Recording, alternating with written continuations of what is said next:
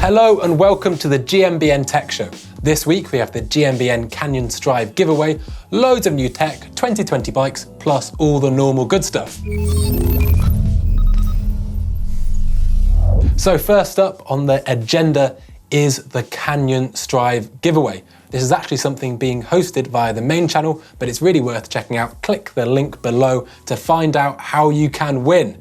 Super cool bike, and it's fantastic to be able to give something away for free. This week, Vitus started eking out their 2020 range with the Mythique. Now, this is a super cool kind of trail bike with really cool features. One of the things I like is it's available in both 27 and 29 with consistent reach sizes throughout, everything from small to extra large is catered for, but also the way they do it with the shock. What they're doing is running the same eye to eye and then different stroke lengths to provide different amounts of travel. There's nothing else going on there. It's a nice, simple way to give the consumer something they can change in the future. If you did want to change the stroke length of your shock, really simple, send it to a suspension tuner and they just remove a spacer. Pricing starts at £1,250 and they are available in November. I think it's really cool to see another bike brand coming in to that budget price point, and hopefully you guys will agree with me. Nukeproof also released details of the 2020 Mega. Now this is a bike we've covered before extensively all through its prototyping range, and it's finally good to see it in the flesh all ready to go. We've already covered the stages of prototyping this bike has been undergoing with the Chain Reaction Cycles Nukeproof team, but it's really exciting to see how the production bikes will look. Loads of cool colours, loads of really interesting looking frames. I think the green will go down a treat. Blake is already absolutely frothing on it. The rear travel goes up from 155 to 160 and it is now coupled as stock with a 170mm fork. Super interesting bike. I haven't actually really ridden the long travel 29er much, but I'd be certainly keen to give it a go. Something that was released this week, which I think is really cool, from the helmet and protection company Urge, is their new Ventura helmet. What really caught my eye about this helmet is it's made from 85% recycled materials, which I think is a really positive step. They're also making sure to send it out in biodegradable packaging and keeping the plastic to a minimum. I think it's really commendable and I'd like to see more companies follow suit. What do you guys think in the comments below? Are you conscious of how much waste we're producing with our biking hobby, or are you not so fussed? Let us know what you think, and it'd be cool to hear some opinions. Something which also came out recently, I think maybe just before we recorded the last show, are the new cranks from FSA. They look fantastic, and I'd really recommend giving them a quick Google, looking at their manufacturing process, because it is absolute bike porn, the way they glue together two beautifully CNC'd piece of material to give a really high quality and sleek looking finish. I just think they look great, and it's really nice to see the machining process. Available in 170 or 175 and coming around 530 grams, including a 30-tooth chainring. I think they look really good. Seen them in prototyped for a while, and it's good to see them hit the shelves. Now it is time for the bike cave section.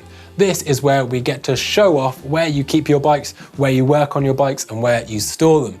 It's super cool, and if you think that you've got an absolute belter, then please do take some pictures, hit the uploader link below and get them in. It's always cool to check them out. First up, we have a submission from Gaff from Kuala Lumpur in Malaysia, and he says, "This is my speed shop where I built custom race bikes and engines." He's been doing so since the 90s. He's been riding BMX and mountain bikes, and the UK scene has really influenced him through the MB UK heydays. He goes on to say how he's been working on GTs since the mid-90s, and it's super cool. I love how much stuff there is going on, bikes absolutely everywhere, and the well-used space. He looks, well, certainly a fan of GTs, and he's kind of kept all his old BMXs and stuff, pride in place, hanging up, kind of an art installation. I just think it looks really cool. Loads of tidy drawers, nice workspace, motorbikes, mountain bikes everywhere, and I really like these bike caves that have all the personal touches, all those photos and stuff hanging on the wall. It just looks so much personality, and I think that's really cool. The next submission is from Mark in Austin, Texas, and I mean, this one is pretty special. It's super clean. There's quite a lot going on, but very well stored. He's even got the manual trainer, so Blake would be very happy. Nice tidy workbench with some well-organised tools. Loads of bikes. That transition is particularly nice. And yeah, just Lovely set of drawers. Ooh, misses, looks absolutely fantastic. Really, really impressive. He clearly likes his toys. We've got quite a nice looking, I think he says it's a track car in the intro. But yeah, super cool.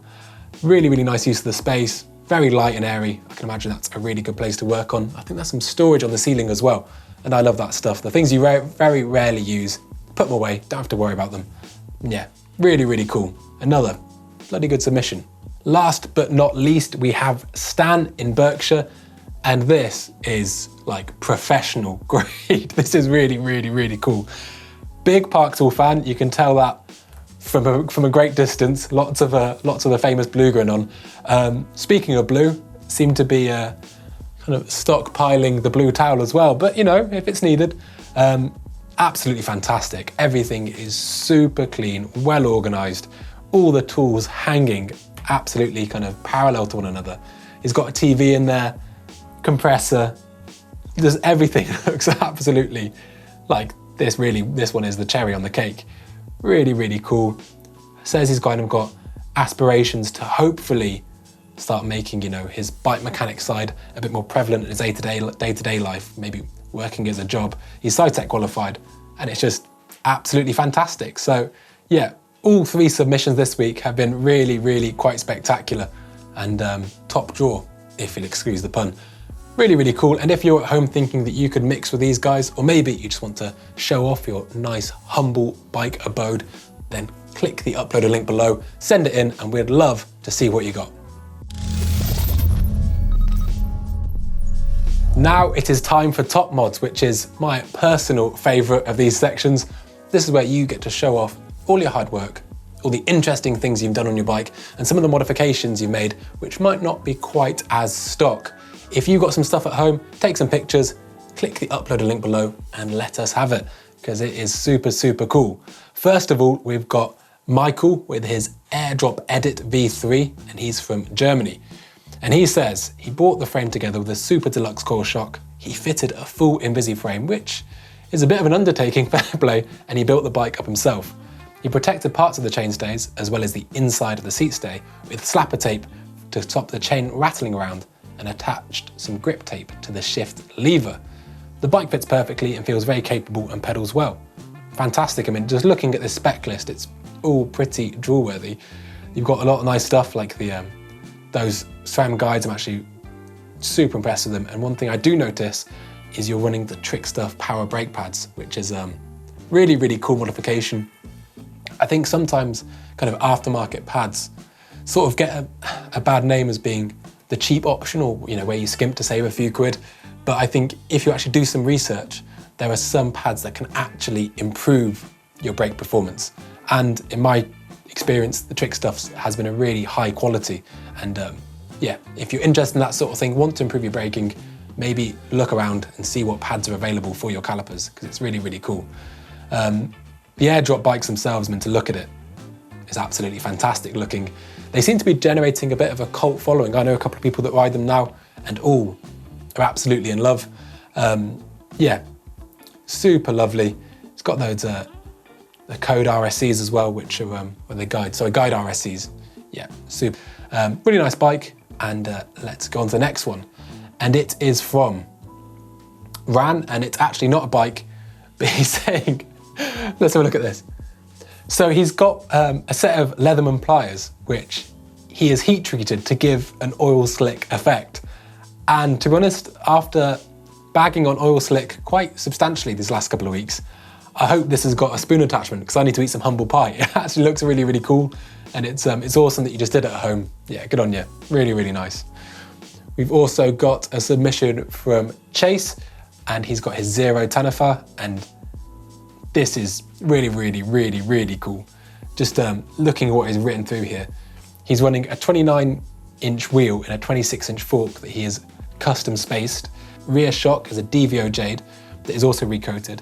Basically, the stroke length is longer than the standard shock on the bike, but to combat this, he machined a new eyelet that uses a bearing to reduce friction, but also reduces the total length by the needed amount.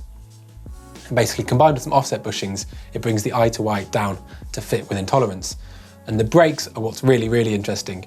He's got some Trick Stuff Duratissima levers paired to the Hope Mono Mono 6 and a V4 Outback calipers, which I've never actually heard of that before, but I can't see why not. The Trick stuff use a mineral oil, and the Hope, I believe, use dots, but if you change the seals, you'd probably get away with it.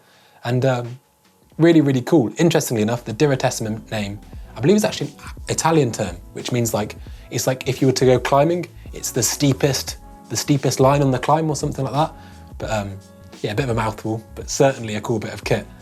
And yeah, absolutely great looking bike. Looks really different, admittedly, but you know, gearbox, big beefy fork, coil shock, it's certainly out there, but I think it looks absolutely fantastic. I've actually had a soft spot for Zeroed ever since reading about the G1, so it's cool to see a submission of them, absolutely fantastic. And if you've got a top mod at home that you think is worthy of the name, please do get them in. It doesn't have to be as ambitious as machining down and remilling shocks, but if you've done some cool work on your bike, send it in, let us see it, and hopefully we can feature it on the show.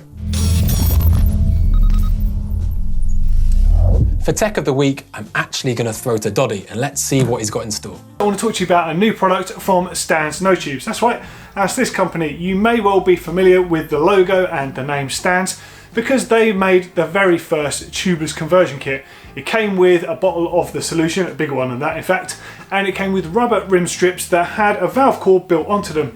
The idea was you didn't need to tape off the rim in any fancy way. That rim strip would actually be bonded to the tyre itself and form a full tubeless system.